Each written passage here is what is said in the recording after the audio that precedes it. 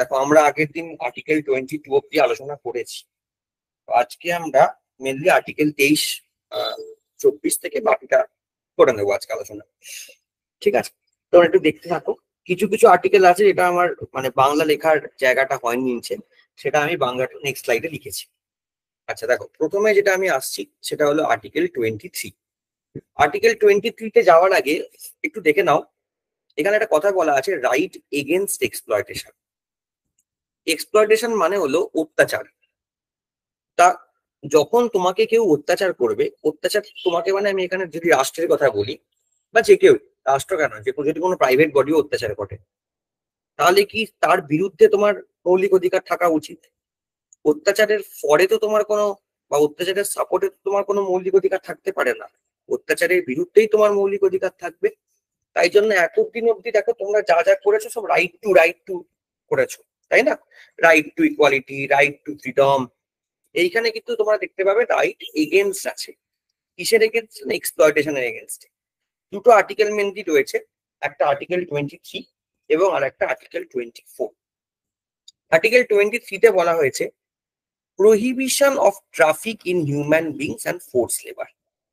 এবার দেখো, এই যে ট্রাফিক, ট্রাফিক বলতে কিন্তু অনেক কিছু বোঝায়। এক নম্বর হলো selling of man, woman and child like goods. এর বাংলা কি? এর বাংলা হলো, যদি তুমি একটা পণ্যের মতো, গুডস মানে হলো পণ্য, যেটাকে আমরা টাচ করতে পারি, ট্যাঞ্জিবল। সেটা দোকানে জিনিসপত্র হতে পারে, সেটা কোনো আসবাবপত্র হতে পারে, ফার্নিচার হতে পারে, যাই হোক। তো যখন তুমি কোনো একটা পণ্য বা গুডস কে, গুডস এর মতো, মানে একটা পণ্য বা গুডস কে আমরা যেভাবে কেনা বেচা করি, সেইভাবে যদি তুমি মানুষ কেনা বেচা করো, সেটাকে কি আমরা ট্রাফিকিং বলি। আচ্ছা তোমরা জানো আমাদের দেশে মানে নারী পাচার, শিশু পাচার, এগুলো খুব কমন টার্ম, যেগুলো আমরা শুনেছি বিভিন্ন সময়। তো এই ধরনের যে বলতে পারো আহ নারী পাচার, শিশু পাচার, এগুলোকে কিন্তু আমরা ট্রাফিকিং এর আন্ডারে রাখি। এছাড়া আছে, এছাড়াও আছে, এছাড়া হলো forcefully send someone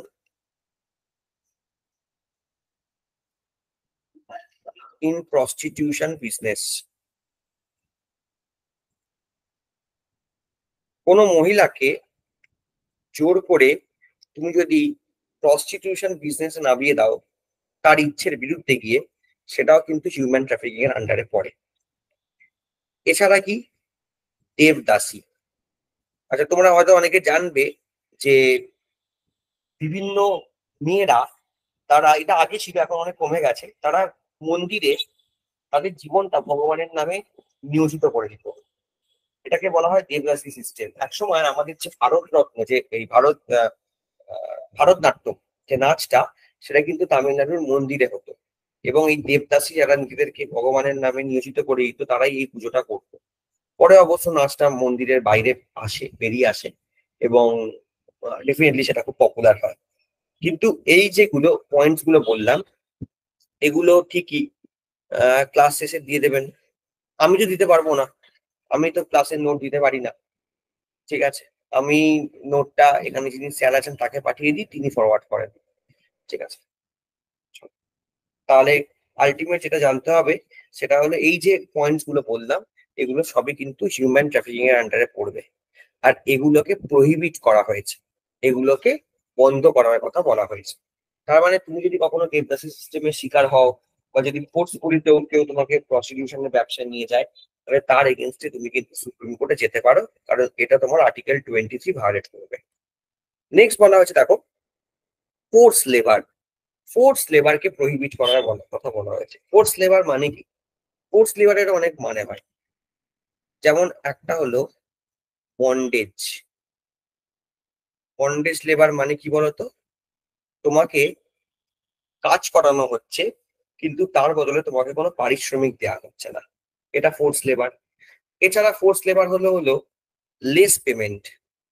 তার মানেটা হলো ন্যূনতম একটা দৈনিক মজুরি হওয়া উচিত, তার থেকে কম টাকায় যদি তোমায় কাজ করানো হয় সেটাও ফোর্স লেবারের আন্ডারে পড়বে। এবং যেটা খুব ইম্পর্টেন্ট সেটা হলো তোমার যে ইকোনমিক বলবো দুর্বলতা, সেটা কাজে লাগিয়ে অনেক সময় কিন্তু তোমাকে দিয়ে কাজ করানো হয়। মানে ধরো হয়তো তোমার যে মালিক আছে সে দেখে নিল যে তোমার পক্ষে এই মুহূর্তে চাকরি ছাড়া সম্ভব নয়। কেন সম্ভব নয়? না, তোমার বাড়িতে বিধবা মা আছে, ওয়াইফ আছে, সে তেমন কিছু করে না, এরকম একটা পরিস্থিতি। এবার সে দেখলো এ তো সহজে এখন চাকরি ছেড়ে যাবে না, বলে কি করলো, তোমার স্যালারিটা 25,000 টাকার বদলে 20,000 টাকা করে দিল। তার মানে এটা কি, জানে যেহেতু এর যা পরিস্থিতি, এ চাকরি ছেড়ে অন্য কোনো চাকরি খুঁজবে না, সহজে আমার কাছ থেকে যাবে না, বাজারে অন্য কোনো চাকরিও নেই, এর যা স্কিল আছে এ অন্য কোথাও তেমন চাকরিও পাবে না, এই সুযোগগুলোকে কাজে লাগিয়ে সে তোমার বেতনটা কমিয়ে দিল। আর তোমারও কিছু করার নেই, কারণ যদি তোমার বেতন এক্ষেত্রে কমানো, মানে যদি কমানো হয়ও, তাতেও তোমাকে তার কাছেই কাজ করতে হবে, কারণ তোমার কোনো সেকেন্ড অপশন নেই। এই যে প্রবলেম গুলো, এগুলো সব ফোর্স লেবারের আন্ডারে আসে। আর যদি কোনো প্রাইভেট বডি অথবা স্টেট রাষ্ট্র, তারা যদি কোনো রকম ভাবে আমাদেরকে ট্রাফিকিং এর মানে হাতে ফেলে দেয় বা ফোর্স লেবারে করায়, তাহলে সেক্ষেত্রে রাষ্ট্রের এগেনস্টে বা সেই প্রাইভেট বডির এগেনস্টে আমরা কিন্তু কোর্টে অ্যাপ্রোচ করতে পারি। মাথায় রাখবে, this article is applicable for both state and private bodies.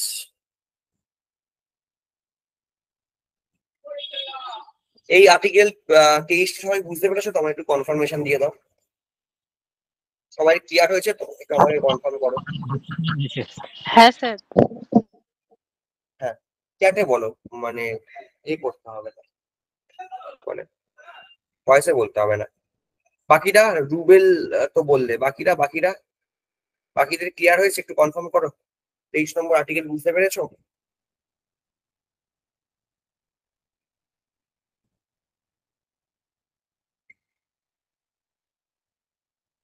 Debabrata বলেছো, হ্যাঁ সুজাতা বলেছো। ঠিক আছে, চলো নেক্সট চলে যাও।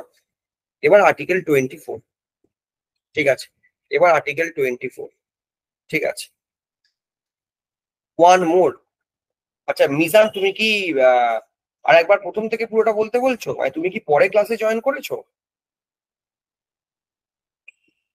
আনমিউট করে বলো, তুমি কি পরে ক্লাসে জয়েন করেছো? আচ্ছা, লেট জয়েন করেছো, রেকর্ডিং দেখে নেবে।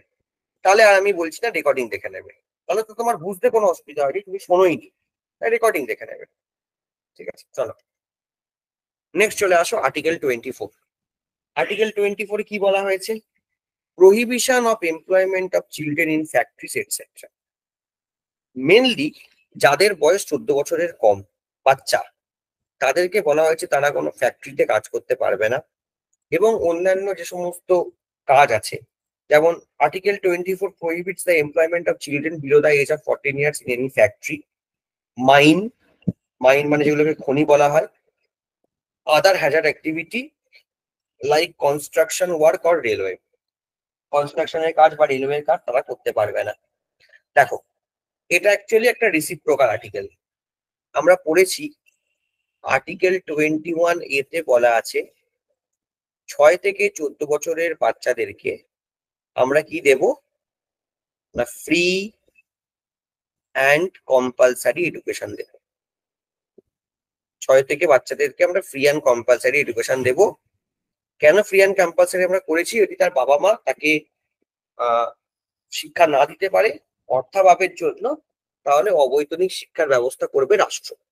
তাহলে 14 বছরের নিচের বাচ্চাদেরকে যদি ম্যান্ডেটারি করে দেওয়া হয় পড়াশোনা, এবং যদি তারা অবশ্যই রাষ্ট্রের সুবিধা পায় পড়াশোনার ক্ষেত্রে, তাহলে ডেফিনেটলি এখানে যে পয়েন্টটা দাঁড়ায়, 14 বছরের নিচে কোনো বাচ্চার কোনো কাজই করা উচিত না। কিন্তু এরপর তোমরা বলবে, কই অনেকে তো দেখি স্যার সিরিয়াল করে, সিনেমা করে। এক্স্যাক্টলি করে। সেটার কথা মাথায় রেখেই বলা হচ্ছে যে 14 বছরের নিচে যারা বাচ্চা আছে তারা কোনো ফ্যাক্টরিতে কাজ করবে না, তারা কোনো মাইন বা খনিতে কাজ করবে না, এবং অন্যান্য হ্যাজেড অ্যাক্টিভিটি যেখানে তাদের কায়িক পরিশ্রম হয়, যেখানে তাদের কায়িক পরিশ্রম হয়, শারীরিক পরিশ্রম হয়, এমন কোনো কনস্ট্রাকশন ওয়ার্ক বা রেলওয়ে এসব কাজ তারা করবে না। এইটার কথা কোথায় বলা আছে? আর্টিকেল 24-এ বলা আছে। ঠিক আছে, তাদের কাজ কি? তাদের কাজ পড়াশোনা করা, এটাই তারা করবে। ঠিক আছে,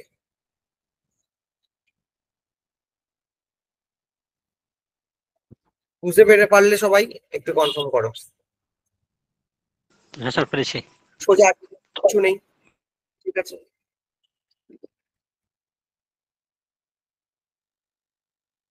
ঠিক আছে, চলো নেক্সট চলে যাও।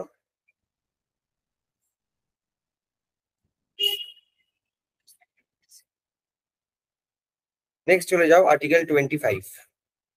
আর্টিকেল 25 থেকে দেখো একটা নতুন সেগমেন্ট শুরু হচ্ছে, right two freedom of religion, অর্থাৎ ধর্ম সংক্রান্ত কিছু এখানে ইম্পর্টেন্ট ফান্ডামেন্টাল রাইটস আছে যেগুলো আমরা পড়বো।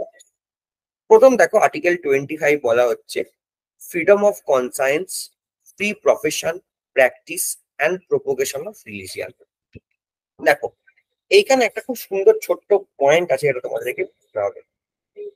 সেটা হলো কনসায়েন্স কথাটার মানে হলো আমাদের নিজের বিবেক, বিশ্বাস।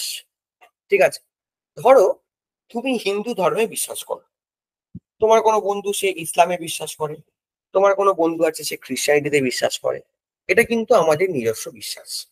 আবার তোমার এমন কোনো বন্ধু থাকতেই পারে যে হয়তো একটু কমিউনিস্ট, যে হয়তো অ্যাজ সাচ কোনো ধর্মে বিশ্বাসই করে না, কারণ সে মনে করে ধর্ম, বর্ণ, জাত এগুলো অ্যাকচুয়ালি মানুষের মধ্যে ভেদাভেদ সৃষ্টি করে। তো এই যে কনসায়েন্স মানে হলো তোমার নিজস্ব ব্যক্তিগত বিশ্বাস, বিবেক, এইটা কিন্তু পুরোপুরি অ্যাবসলিউট। এখানে কিন্তু তোমার পূর্ণ স্বাধীনতা আছে তোমার বিশ্বাসের জন্য, তোমার বিশ্বাস তোমার কাছে, রাষ্ট্র এই ব্যাপারে কোনো কন্ট্রোল করতে পারবে না। তাহলে কনসায়েন্স মানে হলো তোমার বিশ্বাস। যেমন ফর এক্সাম্পল ধরো কেউ বিশ্বাস করে যে গরুকে পুজো করা উচিত, আবার কেউ বিশ্বাস করে গরু খাওয়া উচিত। কেউ দেখবে অনেকে আছে এমন, দেখবে ওই বড় বড় গাছের সামনে ধূপ দাঁড়ায়, মানে কি তারা সে বিশ্বাস করে যে গাছের ভেতরে ভগবান রয়েছে। অনেকে আবার এমনও আছে দেখবে যে পরীক্ষা দিতে যাওয়ার সময় একটা দইয়ের ফোঁটা কপালে দিয়ে পরীক্ষা দিতে যায়।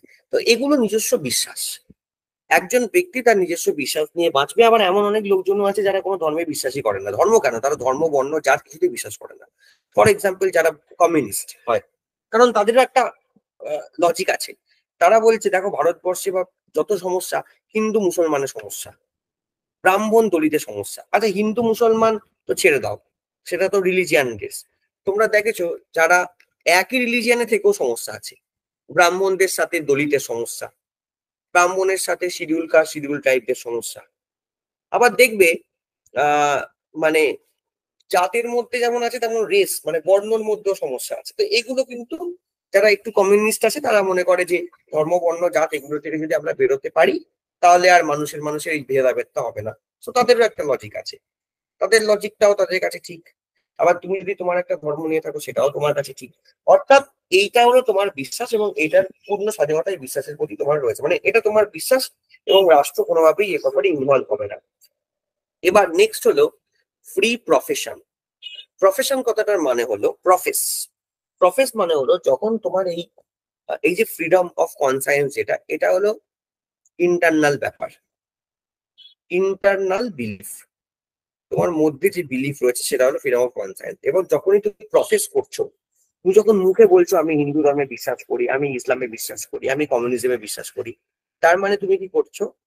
তার মানে তুমি যেটা করছো, তুমি নিজের যে রিলিজিয়ান সেটাকে মুখে বলছো, তাই তো। আউটার বিলিফ মানে তুমি মুখে বলছো যে আমি হিন্দু, আমি মুসলমান, আমি খ্রিস্টান, আমি জৈন, আমি শিখ, আমি পার্সি, বা আমি কোনো ধর্মে বিশ্বাস রাখি না, এটাকে বলে প্রফেস। কিন্তু প্রশ্ন হলো তোমরা যারা যারা কোনো না কোনো ধর্মে বিশ্বাস করো বা মুখে বলো, সবাই কি সেটা করো? যেমন ধরো তোমাদের মধ্যে এখানে অনেকেই হিন্দু আছো, সবাই কি একদম প্রপার একজন হিন্দু যেমন রাত দিন, দিনে একবার পুজো করে, রাতে একবার পুজো করে? কজন পুজো করে? আমাদের এখানে প্রচুর হিন্দু আছে যারা পুজো করা তো দূরের কথা, তারা সবসময় সরস্বতী পুজো অঞ্জলিও দেয় না। অনেকেই আছে যারা দুর্গা পুজোর অঞ্জলি দেয় না। তাহলে তার মানে কি তারা হিন্দু নয়? তারা হিন্দু।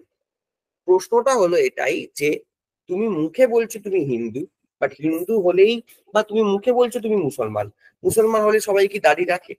সবাই কি ফেজ টুপি পড়ে? সবাই কি রেগুলার নামাজ পড়ে? হয়তো শুধু ফ্রাইডেটা গিয়ে নামাজ পড়লো, বা ঈদের দিন নামাজ পড়লো। অর্থাৎ মুখে তুমি বলছো মানে যে তুমি সেটা প্র্যাকটিস করবে, ধর্ম পালন করবে, এমনটা নয়।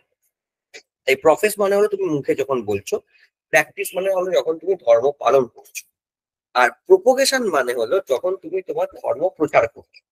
ফর এক্সাম্পল তুমি হিন্দু, এবার তুমি গিয়ে লেটস সে একটা মুসলিম পাড়ায় গিয়ে বা একটা খ্রিস্টান পাড়ায় গিয়ে যারা অন্য ধর্মের মানুষ আছেন তাদেরকে স্বামীজির বাণী শোনাচ্ছে, এটা হলো ধর্ম প্রচার। বাট মাথায় রাখবে, ধর্ম প্রচার মানেই কিন্তু ধর্মান্তকরণ নয় বা কনভার্ট নয়। হ্যাঁ, তোমার ধর্ম প্রচার শুনে কোনো একজন ইসলাম ধর্মাবলম্বী মানুষ বা কোনো একজন খ্রিস্টান ধর্মাবলম্বী মানুষের মনে হলো যে সে হিন্দু ধর্মে নিজেকে ধর্মান্তরিত করবে স্বামীজির মন্ত্রে দীক্ষিত হয়ে, সেটা তার ব্যক্তিগত ব্যাপার, কিন্তু তুমি জোর করে কারোর ধর্ম চেঞ্জ করতে পারবে না। অর্থাৎ আমি বলতে পারি এই যে প্রোপোগেশন অফ রিলিজিয়ান, এইখানে কিন্তু রেস্ট্রিকশন আছে, কারণ তুমি ধর্ম প্রচার করতে পারবে, ধর্মান্তকরণ করতে পারবে না। আবার প্র্যাকটিস, এখানেও কিন্তু রেস্ট্রিকশন আছে। কি রেস্ট্রিকশন আছে বলতো? ফর এক্সাম্পল, তুমি ধর্ম পালন করছো, কিন্তু অনেক সময় ধর্ম পালন করতে গিয়ে দেখা যায় যে আমাদের যে অ্যাডমিনিস্ট্রেশন বা আমাদের সরকার, তারা কিন্তু এখানে রেস্ট্রিকশন জারি করে। ফর এক্সাম্পল, তোমার ধর্ম পালন পালন করার অধিকার আছে 100 বার, তো তুমি যদি বলো তুমি একটা হাসপাতালের সামনে গিয়ে দুর্গাপুজো প্যান্ডেল বানাবে, মাইক লাগাবে, বক্স লাগাবে, ডিজে করাবে, তাহলে কিন্তু হাসপাতাল কর্তৃপক্ষ তো শুধু নয়, তোমাকে যে আমাদের অ্যাডমিনিস্ট্রেশন আছে, প্রশাসন আছে, তারাই অ্যালাউ করবে না। তুমি যদি রাস্তার উপরে পুজো করো, তাহলে বলবে আপনি গলির ভেতরে গিয়ে পুজো করুন, কারণ রাস্তার উপরে পুজো করলে কি হবে, ট্রাফিকের সমস্যা হবে, ল অ্যান্ড অর্ডার প্রবলেম হবে। একইভাবে তোমার ঈদের দিন নামাজ পড়ার ইচ্ছে, পড়ো, কোনো অসুবিধা নেই, তার জন্য কিন্তু পুলিশ থেকে পারমিশন নিতে হবে। কেন? কারণ তুমি হঠাৎ করে 100 লোক নিয়ে একটা বড় রাস্তায় গিয়ে নামাজ পড়তে শুরু করে দিলে, তাহলে তো ল অ্যান্ড অর্ডার হবে। একই প্রবলেম যেটা দুর্গাপুজোর ক্ষেত্রে হচ্ছে। তোমায় কি করতে হবে? তোমাকে পুলিশের পারমিশন নিতে হবে, পুলিশ তোমাকে একটা রাস্তা দেখিয়ে দেবে যেখানে তুমি নামাজ পড়বে, আর তুমি পুলিশের পারমিশন নিয়েছো মানে পুলিশ জানে তুমি ওখানে কটা থেকে কটা নামাজ পড়বে, সেই সময়টা ট্রাফিক গুলোকে পুলিশ সেইভাবে কন্ট্রোল করবে। অর্থাৎ প্র্যাকটিসের ক্ষেত্রে, প্রভোকেশনের ক্ষেত্রে কিন্তু কিছু রিজনেবল রেস্ট্রিকশন রয়েছে। ঠিক আছে, তোমরা জানো আমাদের এখানে হয়েছে মোহরমের প্রসেশন আর দুর্গাপুজোর প্রসেশন সেম দিনে হবে, তো দুর্গাপুজোটা আগে করে দিয়েছে বা মোহরম আগের দিন করে দিয়েছে, দুর্গাপুজোটা পরের দিন করে দিয়েছে, ভাসানটা পরের দিন করে দিয়েছে। কেন? কারণ এরকম হতেই পারে যে দুটো সম্প্রদায়ের মানুষ যখন পয়সানে বেরোলো, কিছু তো এলিমেন্ট থাকে দুই সম্প্রদায় থেকেই থাকে যারা একটুখানি দাঙ্গা টাঙ্গা লাগানোর চেষ্টা করে, তোমরা জানো। তো তাতে একটা ল অ্যান্ড অর্ডার ভায়োলেট হতে পারে। তার থেকে তোমরা আজকে মোহরমের মিছিল করো, কালকে এরা দুর্গাপুজোর ভাসান করবে, মিটে গেল। অর্থাৎ প্র্যাকটিস এবং প্রফেশনের ক্ষেত্রে কিন্তু তোমরা দেখো অ্যাডমিনিস্ট্রেশন বিভিন্নভাবে কন্ট্রোল করার চেষ্টা করে। কিন্তু অদ্ভুতভাবে যখন আমি প্রফেশনের কথা বলছি, যখন তুমি তোমার ধর্মটাকে স্বীকার করছো মুখে যে আমি এই ধর্মে বিশ্বাস করি বা আমি কোনো ধর্মে বিশ্বাস করি না, বা যখন তোমার কনসায়েন্সের ভেতর সেটা থাকছে, বিবেকের থাকছে বা বিশ্বাসের ভেতর থাকছে, তখন কিন্তু সেটা পুরোপুরি অ্যাবসলিউট, সেখানে কিন্তু কোনো রেস্ট্রিকশন নেই। আর্টিকেল 25 তোমাদেরকে আমি ডিটেলে বোঝালাম, সবাই বুঝতে পেরেছো তো? একটু কনফার্ম করো। সবার ক্লিয়ার হয়েছে তো আর্টিকেল 25? বুঝতে পেরেছি।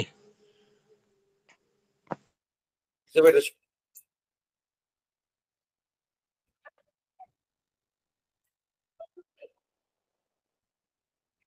আচ্ছা, চল নেক্সট আমরা চলে যাই আর্টিকেল 26। আর্টিকেল 26 এ কি বলছে? Freedom to manage religious affairs. It guarantees right of religious denomination or their section they have the following right. Right to establish and maintain institution for religious and charitable purpose. Right to manage its own affairs in matter of religion. Right to own and acquire movable and immovable property. Right to administer such property in accordance with law. প্রতিটি ধর্মীয় সম্প্রদায় নিজেদের ধর্ম প্রচারের জন্য ধর্ম প্রতিষ্ঠান স্থাপন, রক্ষণাবেক্ষণ, পরিচালনা করতে পারে। দেখো, আমি একটা এক্সাম্পল বলছি। এই যে ধর্মীয় প্রতিষ্ঠানগুলো রয়েছে, তাদের কিন্তু নিজস্ব কিছু অধিকার রয়েছে। আচ্ছা, তোমরা খেয়াল করে হয়তো অনেকে দেখেছো যে অনেক এমন মসজিদ আছে যেখানে হিন্দুদের ঢুকতে দেওয়া হয় না, আবার এমন অনেক মন্দিরও আছে যেখানে কিন্তু অন্য ধর্মের মানুষদের ঢুকতে দেওয়া হয় না। যেমন ফর এক্সাম্পল, তোমরা জানো পুরীর মন্দিরে কিন্তু অন্য ধর্মের মানুষদেরকে অ্যালাউ করা হয় না। হ্যাঁ, কেউ লুকিয়ে চুরিয়ে যেতেই পারে, কিন্তু ধরো তুমি যদি বোরখা পরে যাও বা তুমি যদি আহ মানে দেখে যদি তোমার মনে হয় যে তুমি খ্রিস্টান বা তুমি মুসলমান, তাহলে কিন্তু ওরা অ্যালাউ করে না। আবার এমন অনেক মসজিদ আছে যেখানে হিন্দুদের অ্যালাউ করে না। আবার ঠিক উল্টো, এমন অনেক মন্দির আছে যেখানে কিন্তু সমস্ত ধর্মের মানুষকে অ্যালাউ করে। ফর এক্সাম্পল দক্ষিণেশ্বর, পুরীর মন্দিরে যেমন কোনো মানুষ মানে অন্য ধর্মের মানুষজনকে অ্যালাউ করে না, দক্ষিণেশ্বরে আবার সবাইকে অ্যালাউ করে। তুমি হিন্দু হও, মুসলমান হও, খ্রিস্টান হও, জৈন হও, শিখ হও, পার্সি হও, তুমি দক্ষিণেশ্বরে যাবে, সবাইকে অ্যালাউ করবে। কালীঘাটেও তাই। আবার তোমরা যদি রাজস্থানের আজমির শরীফ যাও, সেখানে দেখবে সমস্ত হিন্দু ধর্মের লোকেদের অ্যালাউ করে। ব্যান্ডেল চার্চে যদি যাও, সেখানে সমস্ত ধর্মের মানুষকে অ্যালাউ করে। তাহলে একটা রিলিজিয়াস প্রতিষ্ঠান, একটা রিলিজিয়াস ডিনোমিনেশন, তারা তাদের যে রুল গুলো তারা তাদের মতো করে করবে। তারা কিভাবে তাদেরকে স্থাপন করা হবে, তাদের ডেলি রক্ষণাবেক্ষণ কিভাবে হবে, পরিচালনা কি হবে, তারা তারা ঠিক করবে। ফর এক্সাম্পল, এই যে এটা বুঝতে পারলে যে তারা তাদের মতো করে এস্টাবলিশ করবে, মেনটেন ইনস্টিটিউশন করবে। যেমন ফর এক্সাম্পল, রিলিজিয়াস এবং চ্যারিটেবল পারপাসে ইনস্টিটিউশন তৈরি করা। তোমরা অনেকেই জানো ভারত সেবাশ্রম সংঘ, নাম শুনেছো হয়তো, বা ধরো রামকৃষ্ণ মিশন। এরা কি করে? মেনলি চ্যারিটেবল কাজ করে, রিলিজিয়াস কাজও করে। আচ্ছা, right to manage its own affairs in matter of religion, এবং তাদের নিজেদের যে ধর্মীয় সংক্রান্ত ব্যাপার তারা কিভাবে ম্যানেজ করবে সেটা কিন্তু তারা নিজেরা ঠিক করে নেবে। এই ব্যাপারে আমার বা তোমার বা আমাদের বলার কিছু নেই। একটু আগেই তোমাদের এক্সাম্পল গুলো দিচ্ছিলাম। Right to own and acquire movable and immovable property, এই সমস্ত ধর্মীয় প্রতিষ্ঠানগুলোর কিছু নিজস্ব প্রপার্টি থাকে। মানে সেটা মুভেবল হতে পারে। মুভেবল মানে কি? এমন একটা প্রপার্টি যেটা মুভ করে, মানে গাড়ি বলতে পারো। আবার ইমুভেবল মানে কি? বিভিন্ন বড় বড় বিল্ডিং, সেগুলো মুভ করে না। সেই প্রপার্টি গুলোকে তারা তাদের মতো করে ব্যবহার করে। আর এখানেও রাষ্ট্রের কিন্তু কোনো রকম হাত নেই, রাষ্ট্র ইনভলভ হতে পারে না। Right to administer such property in accordance with law, এবং এই সমস্ত প্রপার্টিকে যখন পরিচালনা করা হয় তখন কিন্তু প্রপার আইন মেনে পরিচালনা করা হয়। ঠিক আছে, এরা এদের মতো করে চালায়। যেমন ধরো আমি আমি নিজে দেখেছি, কেরালায় একটা মন্দির আছে, হয়তো অনেকের নাম শুনে থাকবে, পদ্মনাভস্বামী মন্দির। ঠিক আছে, সেটা হলো পৃথিবীর সবচেয়ে ধনীতম মন্দির বলা হয়। সেই মন্দিরে তুমি যদি যাও, তাহলে মহিলা হলে তোমাকে কিন্তু শাড়ি পরতে হবে, ছেলে হলে তোমাকে কিন্তু ধুতি পরতে হবে। মানে ইভেন যদি তুমি ধুতি বা শাড়ি না পরেছো, তোমায় কিন্তু এই মন্দিরে অ্যালাউ করা হবে না। এটা ওখানকার রুল। এবার এই যে বললাম, ধর্মীয় যে সমস্ত প্রতিষ্ঠানগুলো আছে তারা তাদের মতো করে পরিচালনা করে, এক্ষেত্রে তোমার কিছু করার নেই, তোমাকে সেটা মেনে চলতে হবে। এই হলো আর্টিকেল 26। সবাই বুঝতে পেরেছো? ক্লিয়ার হয়েছে? আগেরটা ছিল ইন্ডিভিজুয়াল, একজন ব্যক্তির ক্ষেত্রে, আর এটা হলো একটা পার্টিকুলার ধর্মীয় প্রতিষ্ঠানের ক্ষেত্রে। আমি এক্সাম্পলস গুলো তোমাদেরকে এই কারণেই দিচ্ছি, যাতে এক্সাম্পলস গুলো রেখে তোমরা একটুখানি মাথায় রাখতে পারো জিনিসগুলো। ওই জন্য এক্সাম্পলস গুলো তোমাদেরকে দেওয়া। আচ্ছা, নেক্সট আমরা চলে যাই আর্টিকেল 27। কি বলা হয়েছে? Freedom from taxation for promotion of A religion. আচ্ছা, আমার একটা কথা বলো, তোমরা যারা ইতিহাস পড়েছো অনেকেরই হয়তো জানা আছে একটা টার্ম, জাজিয়া। পড়েছো তো তোমরা ইতিহাসে? আমি জানি না ইতিহাসের ক্লাস তোমাদের হচ্ছে কিনা, নিশ্চয়ই হচ্ছে। আর যদি নাও হয়ে থাকে, ছোটবেলায় তো পড়েছো। জাজিয়ার নাম তোমরা সবাই শুনেছো, তাই না? আহ আকবর কিন্তু এই ট্যাক্সটা বন্ধ করে দিয়েছিল, কারণ আকবর কিন্তু ধর্মনিরপেক্ষ ছিল। তো আকবর বলেছিল, না, আমরা এরকম ট্যাক্সকে এন্টারটেন করি না। আকবর বন্ধ করতে পারে, কিন্তু আমরা সবাই জানি যে ঔরঙ্গজেব পরে আবার সেটাকে রিইম্পোজ করেছিল। মেনলি যারা মুসলমান নন মুসলিম তাদেরকে জাজিয়া দিতে